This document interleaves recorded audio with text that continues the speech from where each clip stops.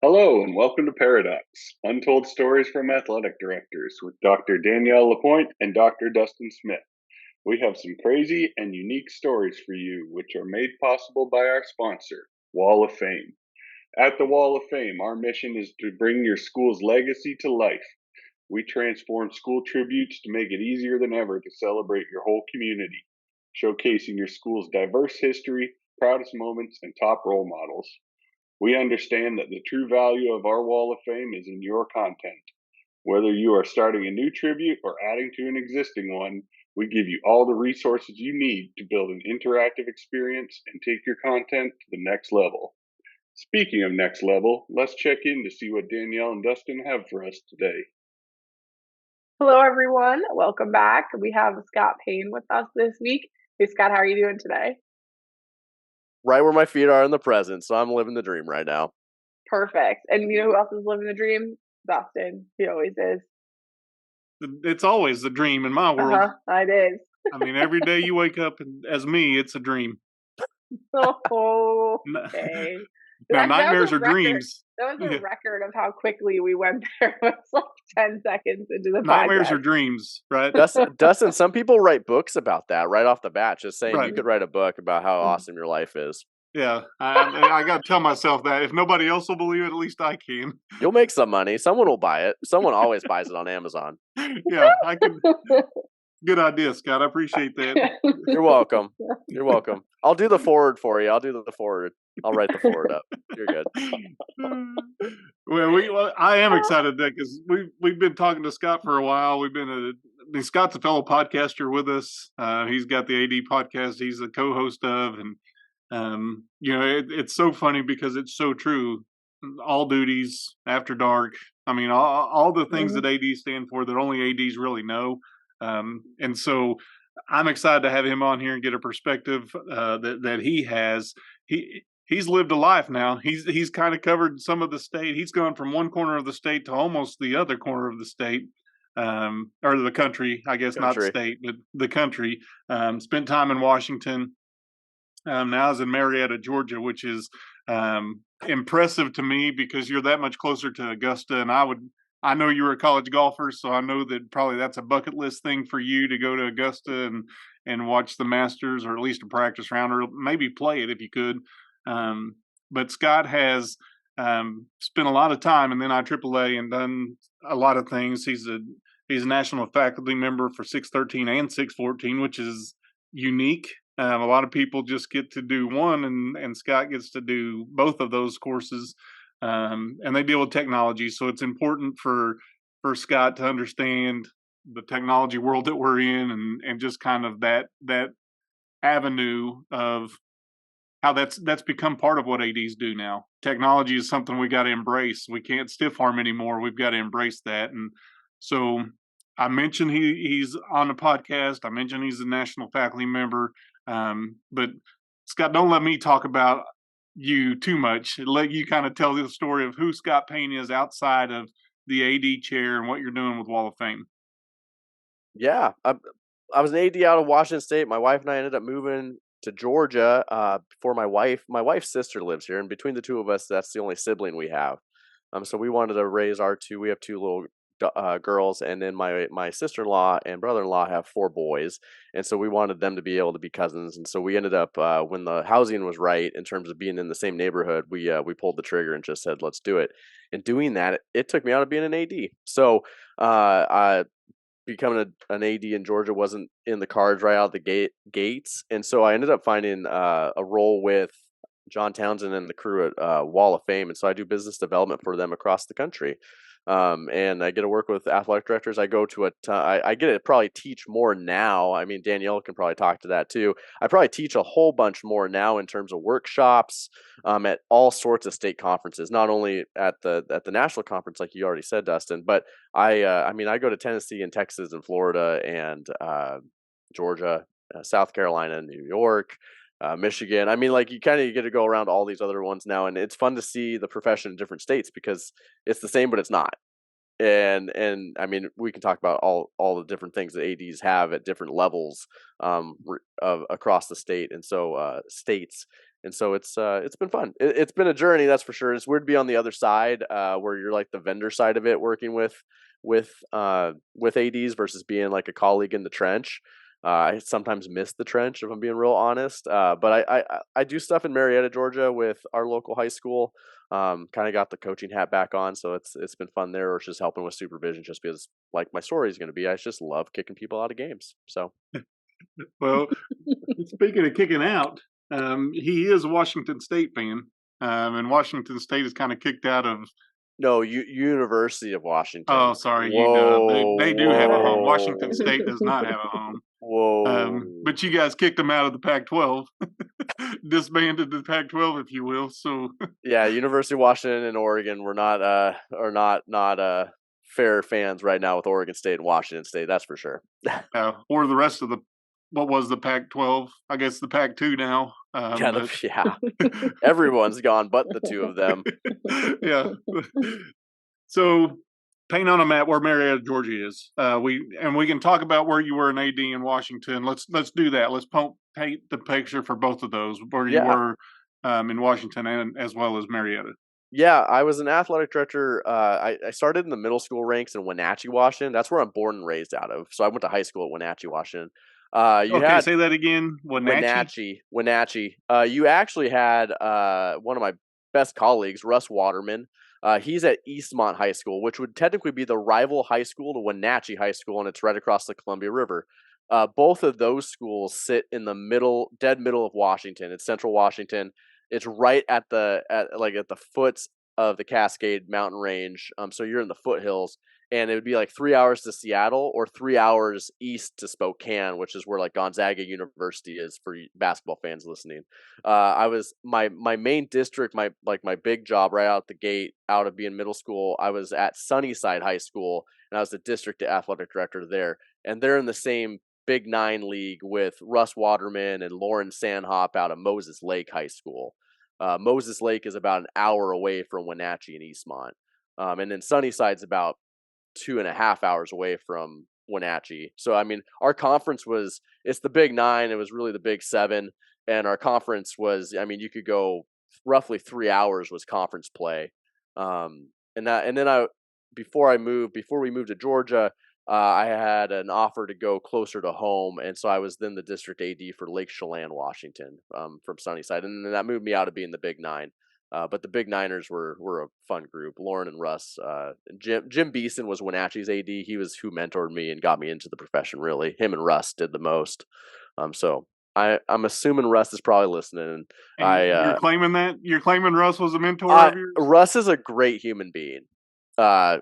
Yeah, I just love Russ. Yeah. Russ is great. Lauren is really good too. Those two probably gave me the most resources when I was getting going. With like in the Big Nine, they were just very friendly to pick up the phone, whether I called them or sent them an email. And I mean, above and beyond, again, Russ, I was doing middle school athletics in the Wenatchee Valley. So I saw Russ a lot when I first got going as a coach into doing middle school athletics, because I was always doing stuff with his middle schools a ton. So we were all in the same middle school league. And so in terms of that, I worked a ton with Russ. And now obviously I see him probably at the NIAAA more than anything else. But yeah. And then now I moved to Marietta, Georgia. Marietta, Georgia would be like, it's about 40 minutes north of Atlanta. So I'm in Metro Atlanta, north of it. It's like roughly 2.5 hours to Nashville for us, or again, it's 40 minutes down to Atlanta. And how far to Orlando, since that's where the NADC will be? 6.5 hours driving, or it's roughly a 1 hour plane flight out of Huntsville, 45-minute flight. I mean, if there's a tailwind, I think when I came down for FIAAA, I think it was like a 45-minute flight into Orlando out of. I mean, mm-hmm. You barely could get a snack before you hit the tarmac. Mm-hmm. So you talked about the Big Nine, which is really like the Big Seven. Is that like the Big 12, which is really like the Big 10, but they couldn't call themselves the Big 10? You mean the Big 10, who's really the Big 14, about to be the Big 18? Right. Yeah, no, the Big 9 used to incorporate, if you know Washington State, there's a whole nother area called the Tri-Cities. And where I was at Sunnyside High School, the Tri-Cities was about 45 minutes, hour to the east.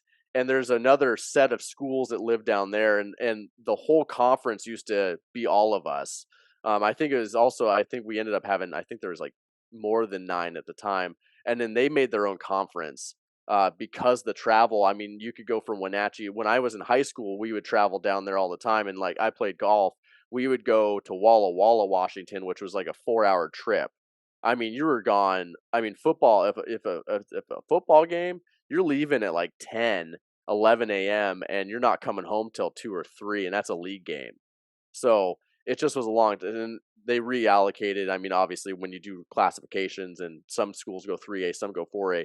The Big Nine initially was a 4A league, and that's what we all stayed as. And so then the Big Seven stayed that way. But you're not wrong. I mean, I bet you they'll go back to being, they might be the Big Nine, and they might have 14 teams eventually one of these days. Reclassifications come back around the corner up there. So Well, it's funny that you mentioned Walla Walla because I think it was Lauren was on here and he said they liked the town so much they named it twice. He did say name that. twice. hey, hometown of Drew Bledsoe. If you're a Patriots fan, Yeah, I'm not. I'm not either. I'm just saying that's all they're known for. That, and they make really good wine. I mean, I guess that's two All of things to be proud of. I would say all of Washington makes really good wine. Very good wine. Very good wine. I believe like the latitude is the same as like some area in Italy. Mhm. Great wine comes out of Mhm. Washington. You could go no wrong with bottles of wine from Washington. Mhm. Now, we had another guest from Washington, Cole Kanier, who talked about live chickens in his gym. We've had bombs, chickens. Like, Yeah. what is going on in Cole, Washington? hey, Cole's another solid individual in the state of Washington. I love Cole. Yeah, great dude. But I know we're not here to talk about their stories. You've got a story that you kind of Mhm. teased us with that I know. The cool thing about this podcast, I think, is that we get to be ourselves, get to have fun and just tell stories. The oh crap moments, or I can't believe that happened, stuff that just kind of blows your mind. So I know you've got a story that'll fit into that. So I want to turn it over and let you just kind of set the scene for this match, if you will. Mhm. Yeah, we all love parents, right? We just love parents. I mean, and I think you have to embrace parents, and then sometimes you apparently have to embrace your opponent's parents, which is even more what we love to do, right? And so Define embrace. sometimes sometimes just sending them packing because you're done with their stuff. But when I was at Sunnyside School District, again in the Big Nine, our Friday nights in the Big Nine for league play, we would do back-to-back games with our freshman team and our varsity team. We did that because you could just charge one gate, the families could stay, and it allowed us to get officials for all of them. Some of the officials would linger from the ninth grade game, and then they would do the varsity game, and then our signer in my area was really good at giving some fresh officials for the varsity game, especially like the white hat. And so they loved it because they could do 2 games and stay on there, and we would feed them dinner, and it just worked really well. You could get the ninth grade game done and you didn't have to worry about it. And then we'd play JVs on Monday. And so that's how we did it in the Big Nine. Well, you would do that, and a lot of non-conference teams don't do that. So I had a non-league, and we were playing the freshman game. We kick it off at 3:30, so very few crowd. I mean, the crowd was pretty limited. That might have been on purpose why we did this. But the crowd was smaller typically because it's 3:30. Not many people are making the trip over in time, especially for a non-league. They're for sure traveling probably an hour, if not more, to come play that game. And then the varsity team would roll in later that night, and then go in the locker rooms, all that fun stuff. And so we would run it so you would pay, and then you could just stay, and I'm not going to clear the stadium. And you would get a couple hundred for the freshman game, and then we would get a couple thousand for the varsity game. And the away team that game, showed up. They had a decent fan base that came for the freshman team, and their varsity team was very good for that non-league. And so they traveled really well. It was a little bit of a shorter distance. They were coming from that town I talked about, the Tri-Cities, multiple towns. It's actually 3. Shocker, Tri-Cities. Right. And so for those of you catching on that one, and so they actually traveled decently well, and I was shocked. But right, as an AD, you're just going around. I had all my, you say tech savvy stuff. I have my, my checklist on my phone, and I'm going around making sure all the stuff's going, because you're more so prepping for the varsity game, right? That's the wedding you plan for. And freshmen, I just, I had 3 volunteers for chains. Great. They showed up. Someone taking tickets. Great. Showed up. And the officials are happy and they're out on the field. Showed up. And I got a bus with some kids that were going to play football today. Great. Showed up. All good. My security, I mean, again, no issues ever. Hadn't had any really. And I could handle most of them, right? So we would have, we would open a second gate for the varsity game come in and whatnot, and then we'd have, bus parking for the varsity bus and security liaisons for our district start showing up more so around 4:35, kind of when that freshman game would be, we're in running clock one way or the other, or they're kind of wrapping up.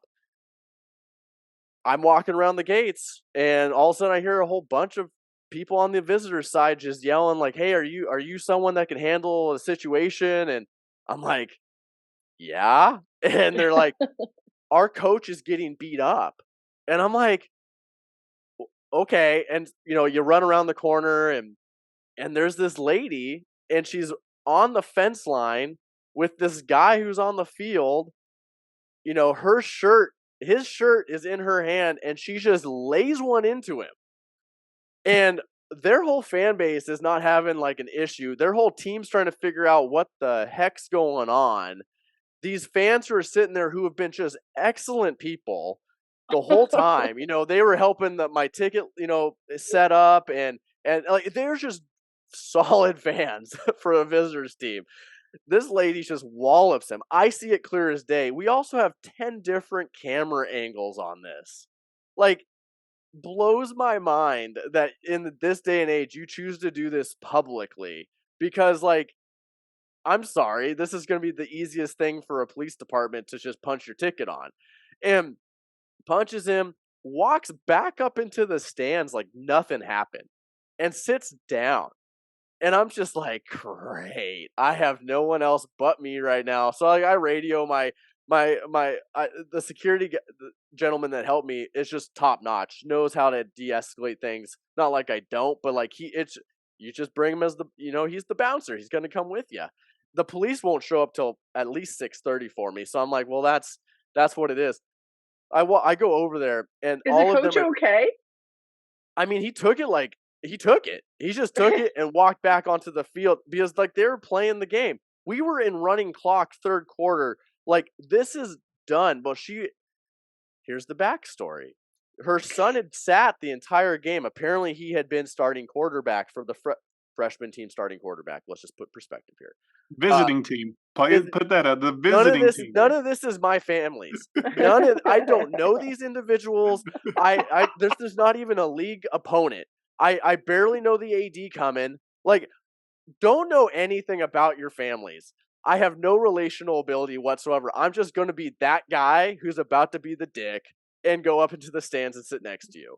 And your coach you just punched somebody. I don't even know who the coach, like I hadn't met the main coach for them. They had gotten going. I had an intern individual who had got them going and made sure they were there because I had all this other, again, it's Friday Night Lights. I'm trying to get all the other stuff ready to rumble for 7, for our kickoff at 7. I try to figure out, was that the head coach? Who was that just got punched? And the families were like, yeah, that's the head coach. They all told me he's just got into remission from cancer. Like he just got into remission. The son, who the mom was angry about, was sitting on the bench for every offensive rep and someone else was starting quarterback. And the kid had been playing safety on defense. He plays both ways. They didn't have enough kids really to field a full offense, full defense. So they were playing both ways regardless.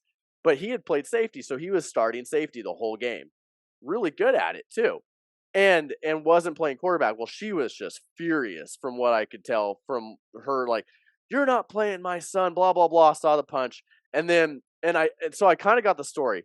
The coach comes over and I'm like, she just punched you.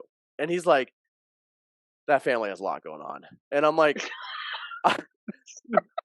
you're a kind soul. I'm like, first off, I try to act, like, I literally tell him, I'm like, I heard like you like congratulations, like you're in remission. Like that's a good thing. He goes, yeah, like literally last week.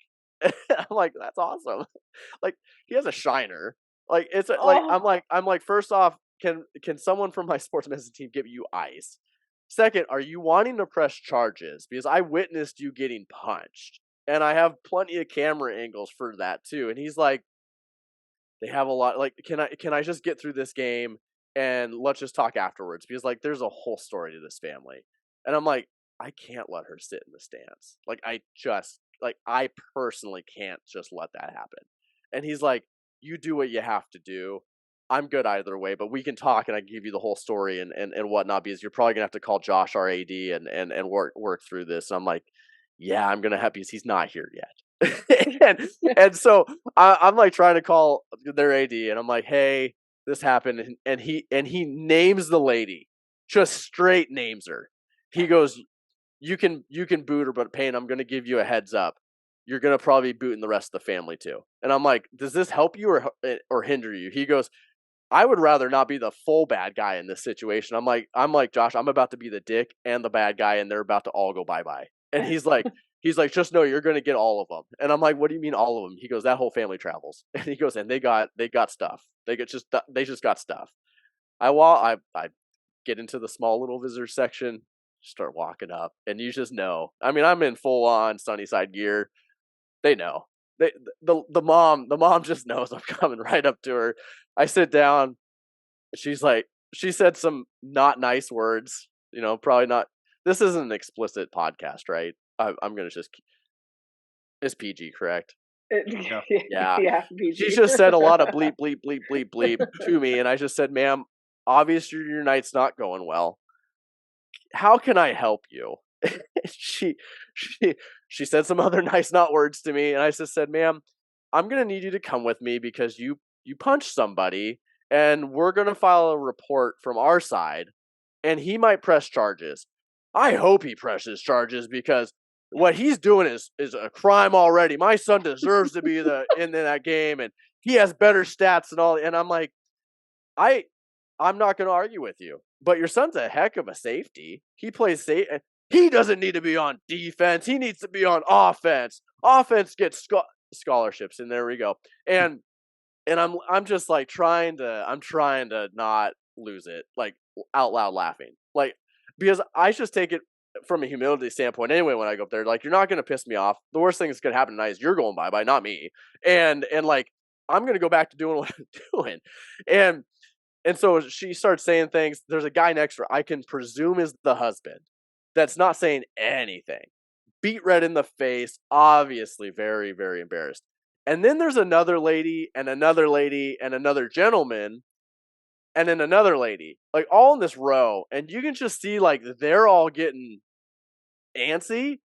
And I tell her, ma'am, I'm going to need you to come with me. And my security guy, I had already radioed to him. He ended up coming early. He was getting dinner across the street. He's like, I had my radio on, Paine. I can't miss this one. This one sounds too good. So so he radios that he's on his way. And he shows up about the time I was trying to get her out of the stands. And she is just going to the point where the people in front of me just said, can you take the whole row, please? And then I realized, okay, here we go.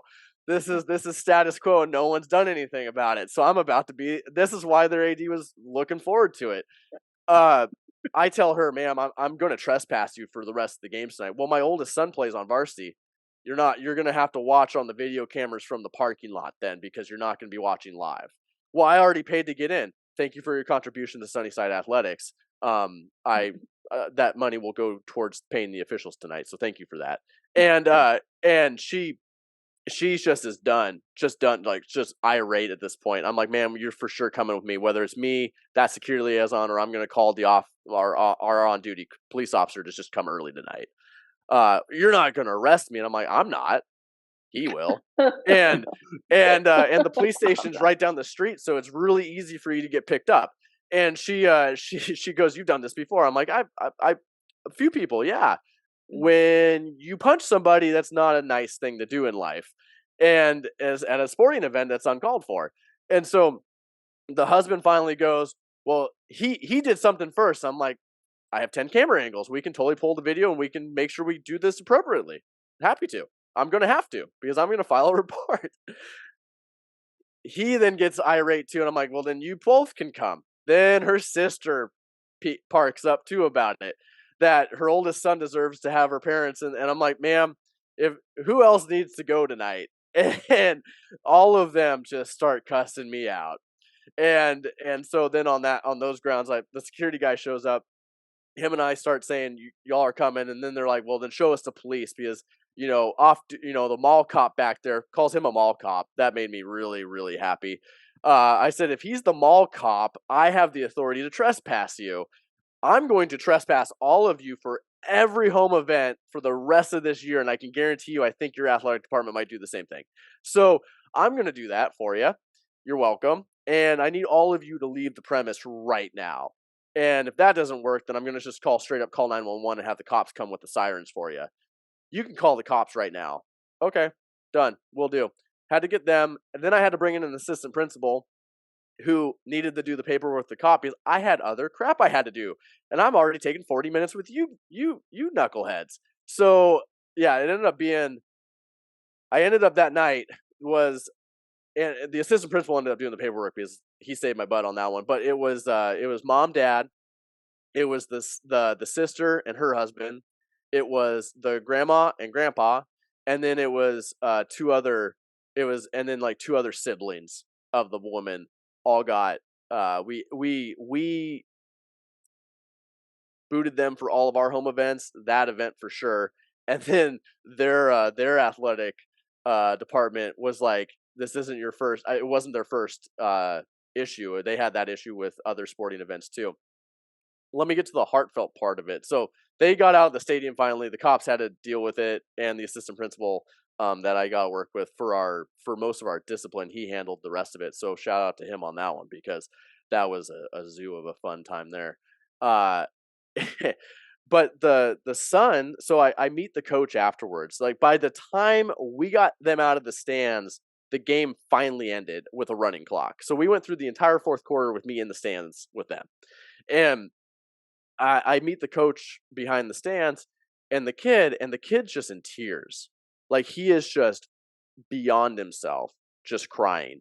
And he's like, my older brother's coming, and like he has no idea that mom, like they got booted and whatnot. And he's like, I was supposed to sit with them, and I was like, hey, we're gonna have pizza in the press box, and my announcer always needs a spotter. Would you be willing to spot for us? Like I know you're gonna be cheering for your team, but like, can you spot? And you know all your players, you could just feed our announcer better stuff than we normally have. And he's like, yeah, I would love to. And so I ended up getting him up with the announcer, and we had pizza, and he had a great time. So we took care of him, and then the older brother I was gonna meet when he got there and tell him this is what happened with your family. And the coach was like, it's a tough neck of the woods where that family comes from. We all have the people across the tracks, right? The one street or the one area of a community that just kind of just doesn't have it going on. And they're from a tougher neck of the woods in that community. And so they just had a lot going on, and that family just is, unfortunately it's just kind of all over the place and take it outside of their own unit, to the dismay of all the other people in that community. So, that was unfortunate. The older brother, the coach ended up not pressing charges. I was like, wow, good on you. He's like, I'll work it out. But the older brother, the varsity bus rolls in, and their coach had called and said what happened, and just said, hey, I don't remember the older brother's name, but when he got off the bus, they're like, hey, we need to talk to him. And so I explained it to him, and he just was like, this might be my best game ever tonight. And I was like, that's so sad. Oh man. But no, I mean, he looked at me stone cold. This might be my best game ever tonight. And the first words out of his mouth after that was, hey, where's my younger brother? And I said, he's eating pizza up in the press box. He's going to be a spotter for my announcer. And he was like, that's perfect for him. He just needs to do that. He goes, can I go up there? And I was like, yeah, absolutely. Here's the keys. Go up there and get in and go say hi to him. And it's just like, is that not how it goes? You don't understand that. And the worst part is that kid had talked to the coaches. I don't want to play quarterback. I want to play full-time safety. Well, Mom did not know that. I've got so many questions, Scott. I echo that. I want to start with the question you were asked. you look like you're somebody who can do something. Can you handle this? At what part did you want to say, nope, that's not me? Just look over your shoulder. Who? Ah.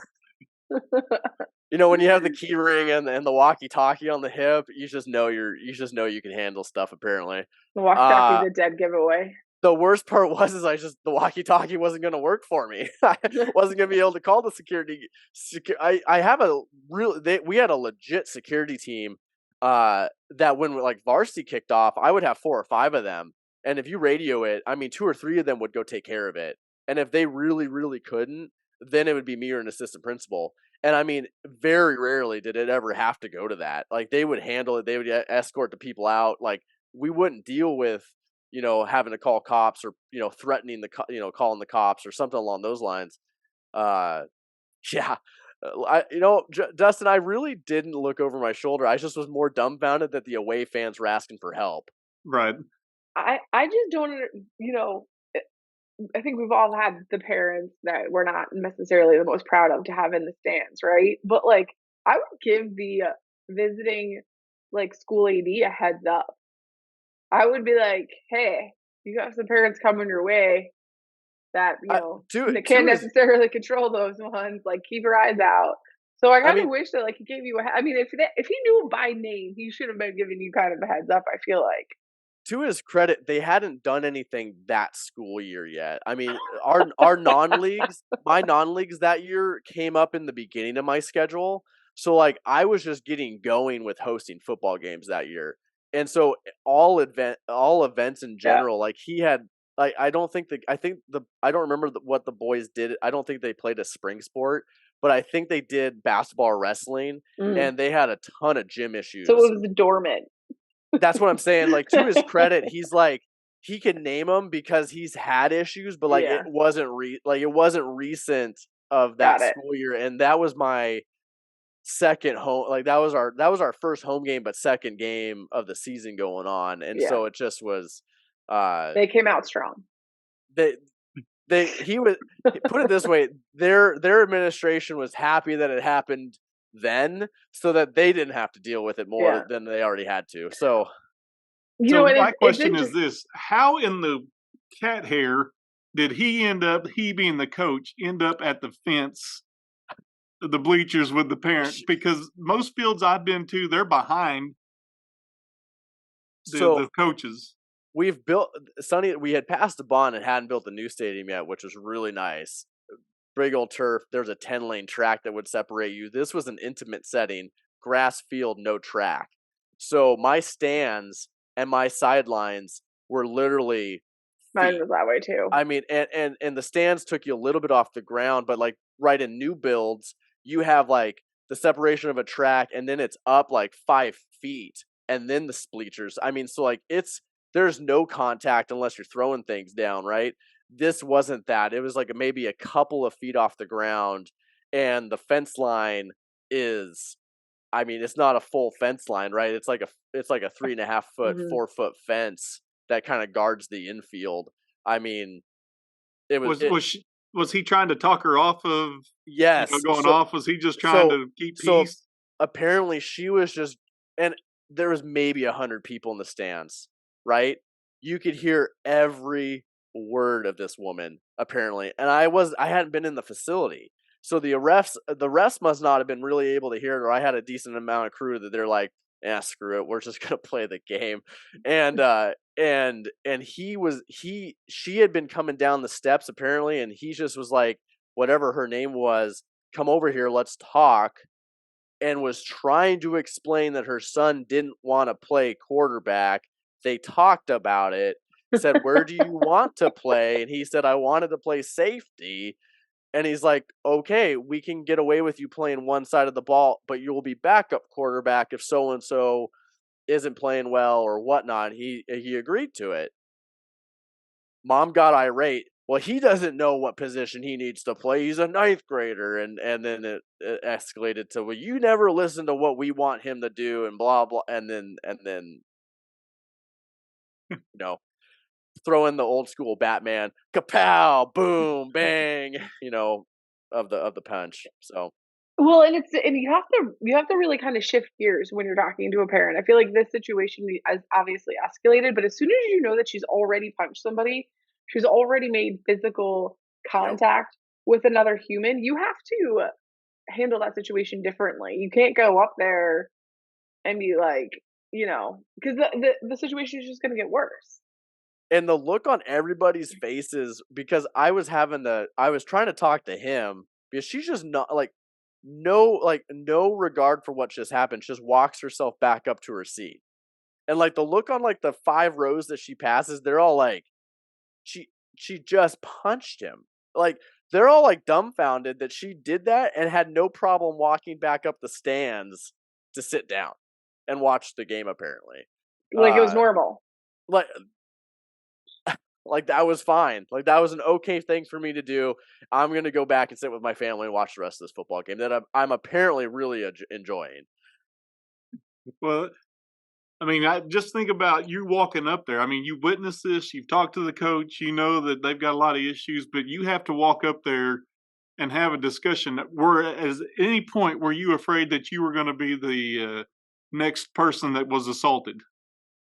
You know, I like to box, so I'm down. If you're throwing the first one, You're down to throw hands. I could probably dodge quick enough on your watching what she did and had him by the shirt. I'm happy I can probably take a punch, and be okay with it, and then be like, well, now it's self defense, ma'am, and I'm gonna put you down, and then I'm gonna walk you out with your arm behind your back and your fingers pinched up. So, no, I did walking up there. I'm like, I'm gonna choose to sit next to her. I might get punched tonight. Like I did walk up there thinking that, but I didn't have like I didn't want to wait because I knew again the guy who was our main security liaison, he was on his way. He had already told me that, and where he was at, he was going to take the gator back across the street and come back over, and so like I knew he was there within probably 10 minutes. So I'm like, I'll take my odds, and then worst comes to worst, the off duty. I mean, again, getting a phone and calling who was on duty that night for me to call them.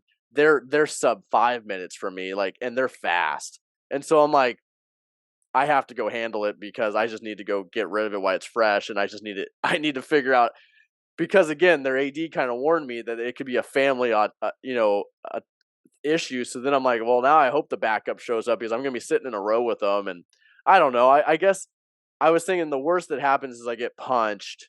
There's no way you punch 2 people at one time tonight because I'm for sure pressing charges, and I'm for sure sitting where I know all solid camera angle is going to see it like in the light of day. So I don't. It was what it was. You I mean, just I do it, wonder what. right? All duties, right? You just do it. You just had to do it. Like Well, you think about the family. I mean, at what point does husband say this is a good idea? I mean, she just punched that.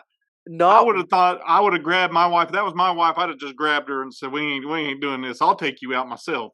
But there was like not 6 adults, right? 6 adults didn't say anything. not one of them said anything against what she did. Like I I mean, just normal behavior, like not even like having to have your own family tell you that's not normal. Like not it's just not. And it makes me happy that the brothers were there for each other and knew enough to care about each other, but it also makes me sad that they had to do that. This clearly wasn't the first time they've had to take care of each other and look after one another, and that makes me sad. yeah, they But it's they were also a very really good reminder of what our kids are going through, right? We're yeah. here at a game and like this is a visiting school. You don't know the backstory in any of these kids. And, kudos to you for the way you handled um letting him sit in the press box afterwards and not having to sit alone in the stands because that would have you made a bad situation turn into something a little bit more enjoyable for him.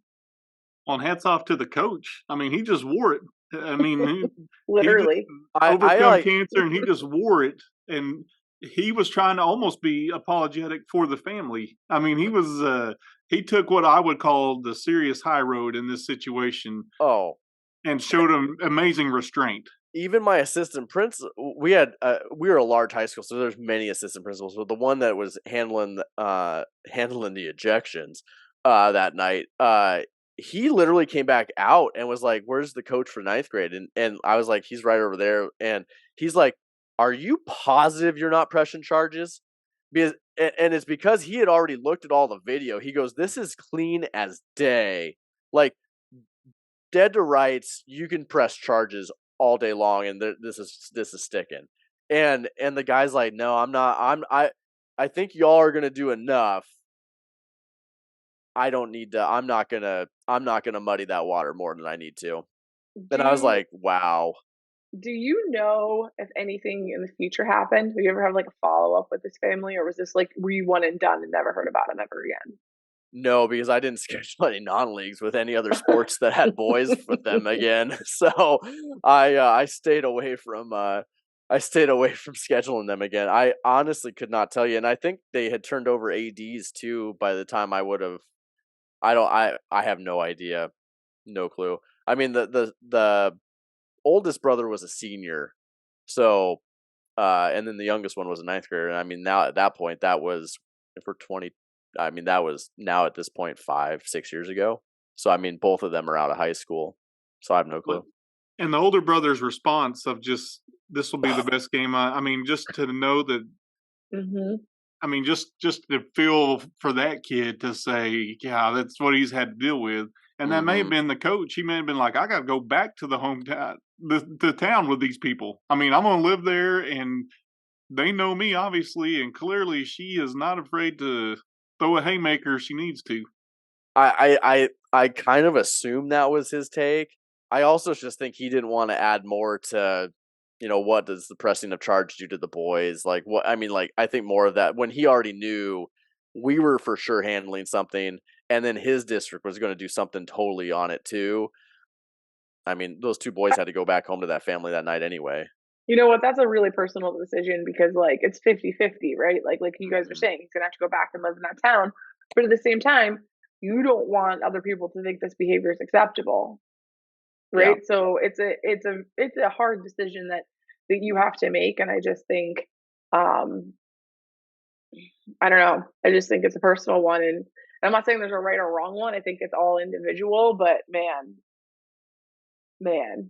And just think, I'm sure that the thought didn't go through her mind that if I punch this dude, I'm going to be trespassed for the rest of my senior son's seasons, not just Mhm. my freshman kid, but my senior sons. And that means, I mean, obviously they don't think through that moment and understand the ramifications of what that decision is, but that impacted not just that night because they weren't just Mhm. kicked out that night, but they weren't able to go to any games. And I don't know if you said when they got to their home events that they trespassed them too. To my knowledge, they were going. I believe they said that they were going to trespass him too. If we did the investigation on it and then did the paperwork and did it, which we were for sure doing, they were going to take that. And because yeah, they had to have. The assistant principal took it on after that for me, so I didn't have to deal with it, which was very nice. I had really good support in that district, and but they did do I don't remember if it was the mom or the school district. They did a public records request for the video. Hmm. So and I don't remember who asked for it, but I believe it came from the school district almost that Monday after, because my communications director was like, "Hey, someone's asking for all the footage out of the stadium." I'm like, "What school district?" And she's like, "It's for this one." I was like, "Yeah, coach got punched Friday night." Did you have any more incidents that night, or was it a relatively No, it was great the rest of the night. smooth I mean, night? oh, it was a great night. Full stadium. Everything went smooth. Again, the rest of that, I mean, to Danielle's point, the rest of that fan base 100% knew that was not acceptable. If anything, they were happy that we took them out.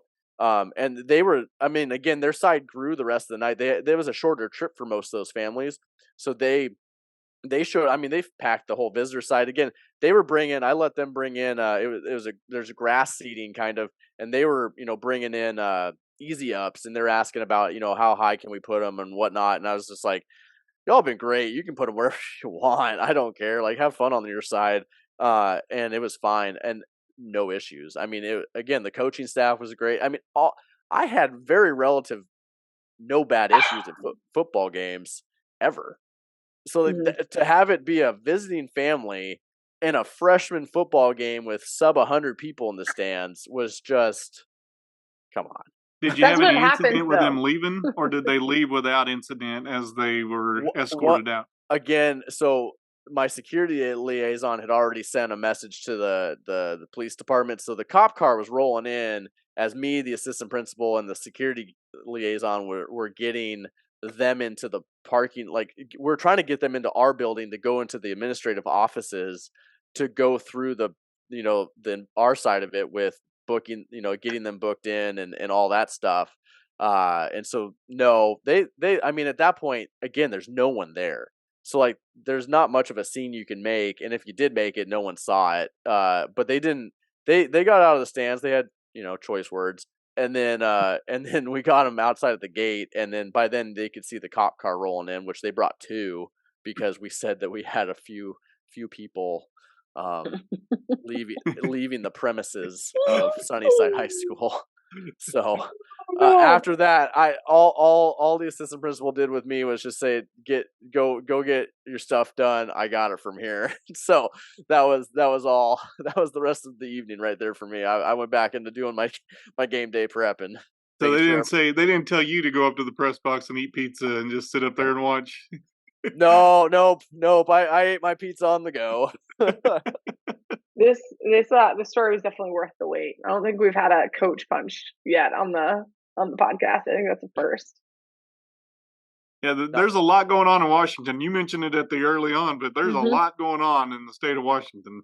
Central Washington, we're rural Washington. We're a little backwoods. We do things differently in Central Washington. Yeah, we know. We are fully aware. I didn't realize. I when you said Cole was on too, I was like, man, you could have a decent Central Washington podcast listenership right there. There's a lot of good ADs in that central part of Washington. Yeah, great people, and man, I just I think about this story and what my reaction would have been, especially witnessing her assaulting him and then him just wearing it. He went right back to coaching. Like it's no big deal. I had to yell at him and get an assistant coach on their freshman team to tug at him to come over to talk to me because he was just going right back to what he was there to do. And I can feel your pain when you're talking about having like a grass field that comes right up with like the 3.5-foot fence, because that is the way one of my schools was at as well. And like there's no buffer. That track buffer isn't there. And that makes a huge difference. It really, really does. I mean, the kids are right there. They can talk to the parents. They can talk to anybody who's walking by. I mean, we would put up, some windscreens and things to try to like keep a little bit of a buffer. But that is a whole nother facility issue that creates a new element at your game. If you had even a 6-lane track, mom wouldn't have been able to punch the coach. But that lack of track just gave you some interesting circumstances, which is something we like to highlight, right? Every school has their own different set of circumstances. So yeah, I'm trying to think how I'd react to if I saw like the coach being punched. I'd be like, I think it would take a minute to like compute. It took me a couple seconds to like gather to the fact that I just witnessed that, and then I'm like, that's what they're calling me over for. Like they all knew that he was about to get like just walloped. And but to your point, we did pass a bond to build a new facility that was football, soccer, turf field, track, and it went into that design was to have the bleachers raised so that something like that. I mean, again, we totally took that incident, been like, we've never had something like that. We need to be able to. I mean, they had, prior to my time there was an issue because that field is so intimate.